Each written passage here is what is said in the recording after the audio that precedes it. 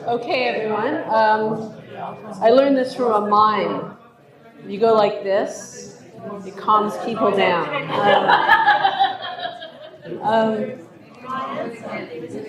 Do it again, yeah. So I learned this from a mime. If you go like this, it calms you down because your heart rate is dropping as you drop your arm. I don't know whether that's true. I don't think the mime knew much about physiology, but okay, so what I'm going to do is I'm going to actually call on each table to give a brief, maybe the best idea, one or two. And the way that I'm going to do it is I'm going to do slightly random call. The person whose birthday is closest to this date.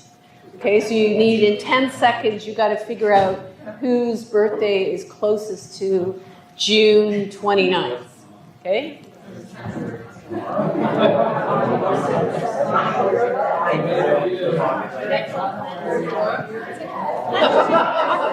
Closest to this date. Okay, so let's start with the table at the back. Whose birthday is closest to this date? Okay, Nancy. One thing I do in my freshman biology lecture is we'll look at some news article that's recent, pull the abstract that that's based on, and then look at the abstract as a class and go through what was the question, what was the hypothesis, what were the general methods that you can glean from the abstract, and do you agree with the conclusions? That must be very enlightening for the students. It's great. Any other things you want to mention? Or? Let's look. That's the best one. That's good. Okay, next table here. Okay. Disclaimer, I work because Jessica. I don't have students, so this is everybody else's thing. So we have a couple of different senior level courses where, So we have a couple of different senior level courses at Dayton and Gonzaga, and they do, basic research building skills as well as scientific writing and biostats at Gonzaga. But most students don't take that until they're in their fourth year unless they're preparing an honors thesis. At Kentucky, there's an HHMI grant where freshmen come in and they actually get a research lab mentor, and they're taken into that mentor's lab and they learn to do things. They used to have a target area of a student with a lower ACT, but they found that it was too difficult, so they opened it up. And now the students with the higher scores actually mentor the students with the lower scores. It's kind of self-selecting, That's which great. is cool. Okay, so one idea. Oh, sorry. The best idea. Let's keep it moving. Let's go to this table. The one fabulous idea. Go ahead, Julia.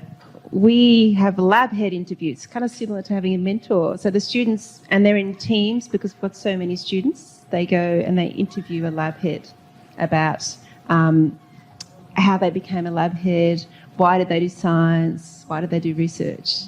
And it gives an opportunity to get an understanding of what research is about and how you become a researcher.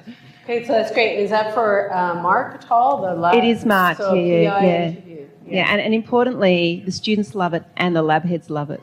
Because they get to meet self-promotion, students. Right, yeah. Great, thank you. How about this center table here? I don't know your name. What's your name? Zoe. Zoe, okay.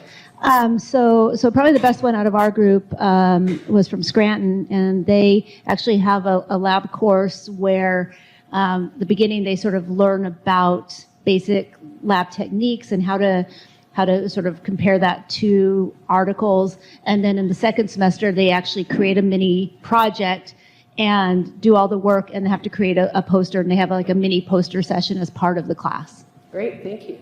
And I got it. And the last, CW? Yep. There we go. So I'll just pick one of our three. It basically was Mary Pat's idea, and it's pretty simple. She basically assigns in her large class of 150 kids, I think their first year, second year, early on, where they go to seminars at the University of Washington. They have to pick two, have to do a report, like summarize the report, look around the room and maybe describe the environment. Are there a bunch of old white men up in front asking the first question kind of thing? So gives the kids a good idea of what's going on in those pretty high-powered seminars. That's terrific. And thank you all very much. That was terrific. For those of you who have access to the slides, which is all of us, At the end of my slides, I just sort of brainstormed myself, so there's some other ideas as well. Since the course is about research, I thought I'd conduct my own research to see whether this approach worked. And really the question I asked is, do these students develop scientific research skills and a better understanding how knowledge is obtained? To answer this question, I used this survey, which I'm sure many of you have heard about, the CURE survey. This was, the UCLA team had published on this and shown that the students who had done a similar course to the one I've created actually had higher scores on a lot of these classroom undergraduate research experience measures. So I thought, well, I just have to repeat that since, you know, that's what you need to do when you're a scientist. And then I also, that's students' perceptions of their learning and their attitudes, but I also wanted to test whether they really did acquire research skills. And so what I did was a pre and post test, 10 short answer questions.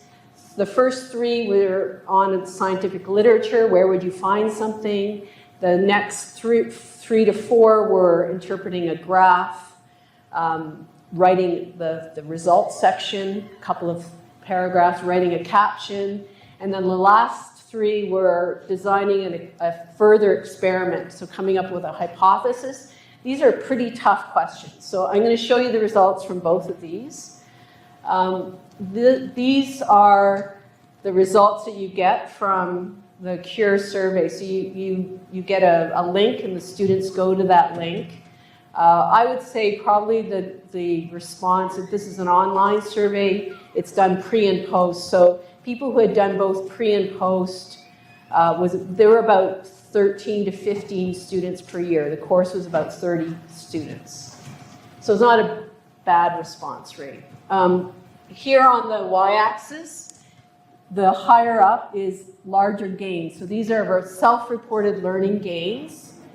And my students are in the red triangles. Students, any student who's completed one of these CURE surveys is in the green squares. And then students who have completed a summer undergraduate research experience, so actually working in a lab, are in the blue sort of diamonds. So, you know, our students, the students in this course are really well up there on a lot of these measures. For example, skill interpreting results, that's that one up there. Readiness for more demanding work. Understanding scientific assertions are based on some kind of experiment. The ability to read and understand scientific papers is right up there, the big one.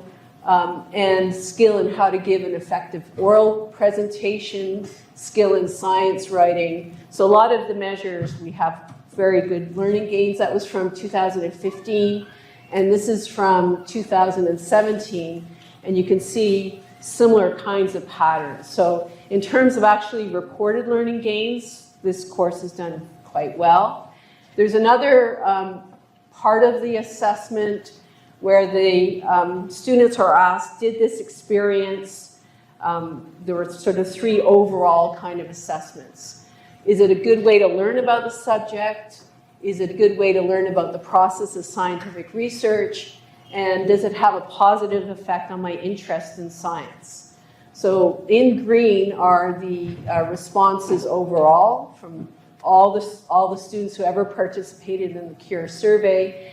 And then the 2 cohorts, 15 and 17, are shown there. 16, I didn't run the course because I was traveling that year for my sabbatical. So that's, you know, that looks quite good. So you could look at these results and you think, wow, you know, I've done pretty well. Or you could say, boy, those U of T students are really full of themselves, right? And they have a great idea of themselves, but have they actually acquired the skills, right? So, so now these are the average scores for the 10, I marked these out of 10, these short answer pre and post. So I blinded it I also blinded the pre and post. I mixed them together, and I had a second person marking as well to get rid of the bias. So I mixed things up. I covered up whether it was pre or post test, and I mixed them all together, and then we just worked together and did the scoring. So the best mark is 10. The worst mark would be 0. Is that clear? What we've done? Okay. And this was done in class, so the numbers were greater because they were actually there. So you can see that over the years that I've studied this, they're going up. They're not going up to 10, because I think that the last questions about hypothesis generation, designing new experiments are very, very tricky to do, but they are improving. And they're all significantly different in improvement in the post-test. And then if you look at the individual questions, so this is sort of overall aggregate data from all the different years I have. These first questions are all about just searching scientific literature, and I think we're doing a good job in our biology courses of teaching students how to do that. So there's not that much difference in the pre and post, whereas these questions are now related to analyzing a graph, understanding that an asterisk shows significance, and that might be what we've been missing on a graph. That's number 5. Yeah, because I had the question was what's missing from this graph, and initially it was like the title, right? And then afterwards there doesn't seem to be any stats here. So that to me is like my biggest accomplishment, if nothing else. And then this is designing the experiment. So pre and post significantly different on many of these things. So then there's the argument that some people have said to me, but wait a second, they're seeing the questions twice, right? So what I did this year was I did isomorphic questions for these two. I didn't want to make the test too long, so I only did it for these two. I knew that they were pretty good at this, so I focused on this area. So there's greater variance because it's just the one class, but they are scoring quite well still on those questions. So how much time between the pre-test and the post-test? The time is starting from the very beginning of the semester in January to the last class, which is beginning of April. So 15 weeks. 15 weeks or so. I think that they're going to remember. Well, yeah. I mean, if you want to see the questions, you'll realize that there's no way in heck there. If you are interested in the pre and post test questions, I put them at the back of my slides, so you can see that. So student comments. This course is extremely popular. Students really like it, and these are the kinds of questions you like to see. Provided me fundamental knowledge and skills in a research setting, better understanding of methods, control. Like this is not my words; these are their words. So that really helped me with reading. So that feels very satisfactory. I try to mentor these students as they go through. One of the problem sets, they have to write the application for an independent research project course that happens in second year, and I give them feedback on that application. And then I've done different pairs of researchers over the years. The topics have ranged from pain and the role of the brain in chronic pain, preeclampsia, GLP-2 and gut hormones, ovarian cancer, bioinformatics and cardiovascular, proteomics essentially, beta cells and regenerative medicine, anesthesia and the effect on memory, and also work on the ovarian cycle and how smoking can influence that. So many different researchers have come in, and also for, just to acknowledge Ria George, who's an undergrad student who helped me do the analysis of the pre and post test. So that's really all I have. I have one other, I can either answer questions. I have another task. I don't think you need another task. So I'm happy to finish off here and take questions if you have them.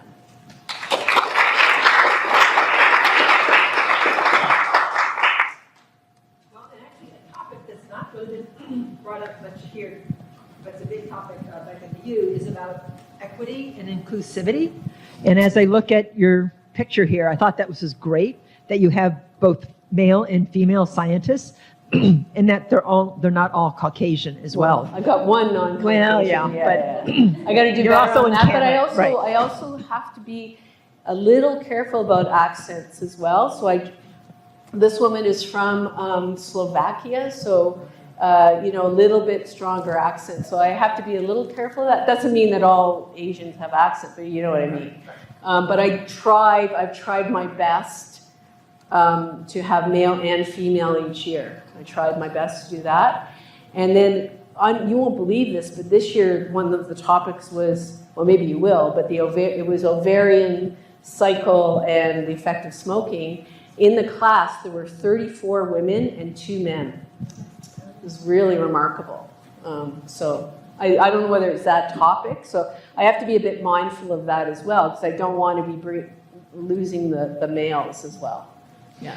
So I know the purpose of the course is not the content and it's the research, but do you have any even just informal feedback from students that this class has then helped them as they've gone into their physiology class sort of be more motivated or understand more, be more excited about the specific content? Do you have any sort of even just informal feedback about whether or not it also impacts outside of just research skills, their interest levels? Right, so a lot of them report, so a lot of the techniques are things like Western blots and protein, analysis, et cetera, and that was covered a lot in the second year cell molecular course, and a lot of them report, oh yeah, like I was way ahead, and when they didn't understand how to do a PCR reaction, I already knew that, and I understand what immunohistochemistry is, and then, I have a few who have joined me in my 4th year class. So also, one of the researchers, Pat Brubaker there, she takes on an independent research, we call it 299 student every year, and she comes to me with a list of applicants. And she goes, okay, Michelle, which one should I go for here, right? I'm thinking of this one, is she any good, or, So the researchers, they like it because for them, they just have to give a research seminar and come back. It gets them exposure, and I think the students like it because they are getting to know a prof, because our classes, Lisa mentioned, our classes are huge. There's 1,500 students in first year biology, taught like 1,200 and 400, 300 to 400 at night. So our classes in the first year are so large, this is really the only chance they have to get to know researchers. And then some of the Q&A is about how did you become a researcher, more than, okay, in this experiment, why did you do blah, blah, blah. Yeah. So one of the things we've talked about is oral communication being one of those skills we like, and that's obviously part of research as well. But so do you have some requirement for the kids to actually ask a question of that researcher when they come in? Does everybody have to ask a question or verbalize some piece to the group somehow? Yeah, so when the researchers come back for the Q&A, they all have to submit, as part of their participation, 2 questions for the researcher, so that at least they've written something out. And then I try to get the researcher to ensure that they have, responded to everyone. As well, the oral presentations at the end, they do in groups. And it's actually remarkable how well they do it. They're almost like the newscasters with the 2. Like, they have one sentence and then the next, and they go like that. So they really practice those, and they're quite good for first-year students, yeah. You probably said this, Michelle, but I missed it or forgot, or how many students every semester do you put into this program? Yeah, so I've capped it at about 40, mainly because of the marking that's involved, and also the office hours. At UCLA, they do it for about 75 to 80 students, and they do it each semester. And how many students per scientist? Oh, so in this case, it's 35 students, and the scientist just comes into the class. Yeah, yeah. So it's that's exactly it. And then we just have the 2 scientists. Yeah.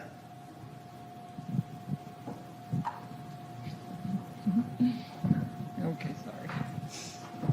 So our department was quite taken with this idea, and we implemented a course based on it. And so that was really It's like the 3rd generation, right? yeah, and it's really interesting, some of the things that we've learned in doing this. So one of the observations we have is the rigor at which the unpacking of the research seminar occurs had the unfortunate product of scaring students away. So second-year students who weren't quite up to the task, and there was no prerequisites for it, so we were trying to get in students and introduce them to this whole science generation of knowledge thing. We scared them away. Mm-hmm. So we're still trying to find the level at which, and the second is scalability, because we're at 40 students or something as well. We'd like to open it up to be much larger, but it's a challenge to figure out how to scale it up. Yeah, I think if you wanted to scale it, you would have the full research seminar with a lot of students, and then you would have separate tutorials, maybe about 30. You don't want to go too much further than that. The amount of material that they cover is pretty much, it would be what you would find in a say a Nature paper, maybe a Cell paper.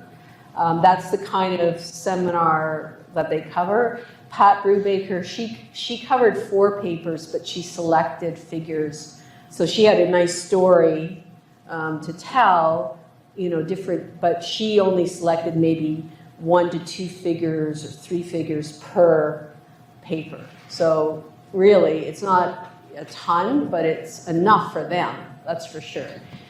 You really, I don't know, maybe it is true that you have to have a very good interpreter because for me, I have to learn all this stuff each year. Like I'm learning new things because I'm bringing in new people, but it could be the person who's doing the interpreting is key for this to work properly.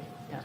Do they get to see the fuzzy areas of science, that this is the results panel, and it could be interpreted this way or this way, or it conflicts with previous findings? Do they get to know science is a little hit and miss at times? Yeah, I think that's a good thing to point out. And I remember in the first year there was a recent publication that had kind of contradicted what the research, and so I made that like a final problem set question. But I have to say I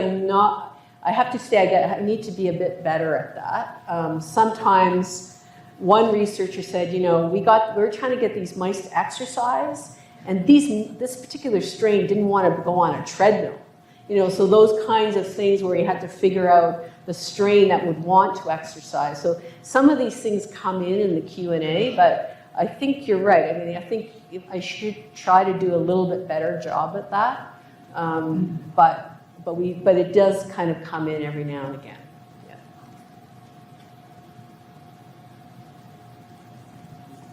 Okay. Okay, thank you.